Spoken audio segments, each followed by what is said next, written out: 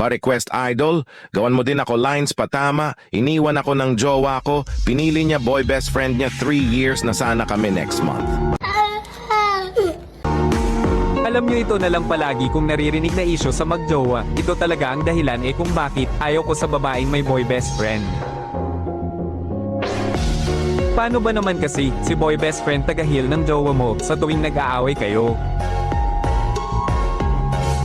Girls, please naman unawain nyo din partner nyo. Alam nyo din naman pakiramdam, di ba iwasan nyo yung mga bagay na ayaw ng partner nyo, kasi dun yan magsisimula na magbabago sa'yo. Mag-uumpisa na yan dyan na ang lalaki palagi na lang magsiselos at mawala ng tiwala sa'yo, kaya ka pinagbawalan dahil naramdaman niya na ang kahihinatnan sa dulo.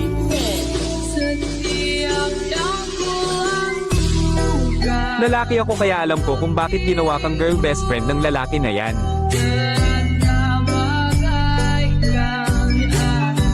Huwag kayong magagalit kung sinasabihan kayo ng boyfriend nyo na layuan nyo yung nakikipagkaibigan sa inyo na lalaki. Hindi dahil sa wala siyang tiwala sa inyo. Wala siyang tiwala dun sa lalaki na lumalapit sa inyo. Dahil sa totoo lang, hindi naman basta-basta nakikipagkaibigan yung lalaki sa babae kung walang binabalak yan.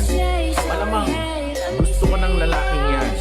Kaya siya nakikipagkaibigan para mag-abang. Aabangan niya na magkaroon ng problema yung relasyon nyo. Saka siya ngayon papasok. Sa huli, yung bagong friend mo na lalaki ang magiging jowa mo na. At si boyfriend, ex mo na lang. Boys, ito lang mapapayo ko. Kung may jowa kayong may boy best friend, iwan nyo na yan dahil sa dulo kayo lang masasaktan.